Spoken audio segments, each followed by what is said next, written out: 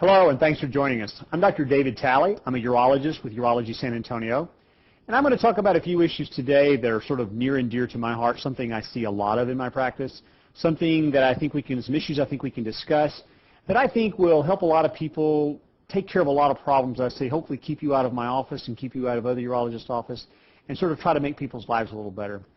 The topic I'd like to talk about right now is urinary tract infections, something that I see a lot of, very common in the older population, and I have to diverge and say I used to think people who were 30 were old. They're just children in my book. So it is something that you do see in the older population, and that's anyone over 50. And so I'd like to talk about what we can do about diagnosing these, what we can do about treating these, and what we can do about preventing these things. My favorite limerick, and I have to share this with you as urologists, is this: the solution to pollution is dilution. And people laugh when they hear that. The number one reason that people get urinary tract infections is they just don't drink enough fluids. Ideally, water. I'll take anything people can drink. I'd rather them not make a complete diet of coffee or Coke or, sodas, but I take anything I can get. Lots of fluids is the number one reason. There are some things that you can do to keep them from coming. Things we talk about, timed voiding. I tell men and women, don't wait till your bladder gets up to here. Emptying your bladder on a regular basis. Now, for some people, that's not a problem. They go very frequently. But some people will not go until they absolutely have to go, until they're miserable. This is a setup for a urinary tract infection. So I think that good hydration and timed voiding, keeping your bladder empty, are very simple things that in a significant number of people decrease their urinary tract infections and their risk for urinary tract infections. Good hygiene is another one. Soap and water, as my grandmother would say, is the cheapest thing in the world. So good hygiene is important for men and for women to prevent urinary tract infections. People often ask me, what about food? Are there certain foods that do and that don't keep people from getting bladder infections?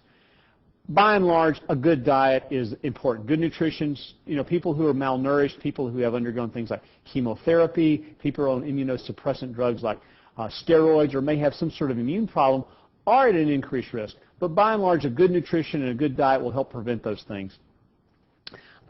As I said earlier, a lot of has been made recently about, and people ask me about cranberry juice. Does cranberry juice decrease your urinary tract infections?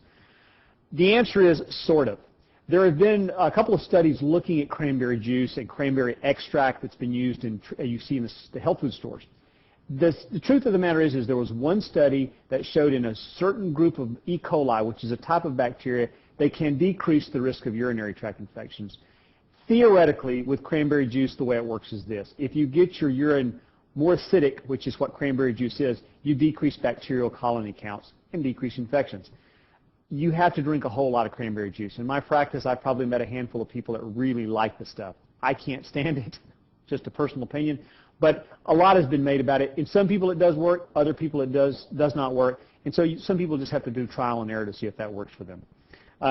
A lot has been made about supplements. I have people in my office all the time with all kinds of supplements, from things they've gotten in the mail, from things they find at health food stores, from things they see on the internet and on the news. The data is not in on that. There's no question that good diet, good nutrition play a role in that. But as far as a lot of bladder supplements, dietary supplements to help those things, there's not really any good data that suggests that decreases that risk more than other or helps it. There are people that I see that have things that we will talk about in another section with catheters. Catheters can increase your risk for urinary tract infections, so I do tell people, if that do have a catheter, make sure the catheter is drained on a regular basis. Make sure that you stay well hydrated. Make sure that you change the catheter bag on a frequent basis, which we will talk about in a later section, will help that. Some people, though, continue to get bladder infections, just your chronic burning, urgency, frequency. What can we do to prevent those? What do we need to be doing those to help those not happen? For people who get a sporadic infection, I just treat them when they get them. There are some people that continue to get them that may need to have me look inside their bladder to make sure they don't have a stone or a tumor or something causing this sort of blockage. And if those don't happen, I actually do have some men and women that we will do what's called suppression therapy, where we actually put them on a very low dose of antibiotic pill. Doesn't really affect your bowels or your bladder. What it does is just keeps that bacterial check and count.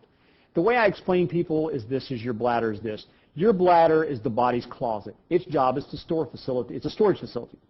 When you get infections, your bladder's job is to fill and to empty and to fill and to empty.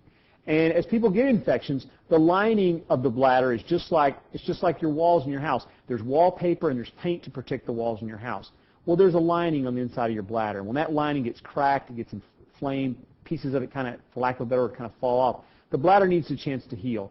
So if you put people on some antibiotics that if they continue to get them recurrent, you put them on a pill. They take the pill every night. And then a lot of people let the bladder heal and they get over it. Those things can make a huge impact. It's important for people, like I said, that the overriding issue is hydration. So to prevent your urinary tract infections, remember, stay well hydrated, plenty of fluids. It doesn't really matter what it is as long as it's a lot of it. Empty your bladder on a regular basis. Stay well nutritionally supported. Any kind of immunocompromised things as in chemotherapy, steroids, medications that may affect your immune system, make your doctor aware. Sometimes you can adjust those. And those, by and large, will make a significant impact in reducing your risk of urinary tract infections.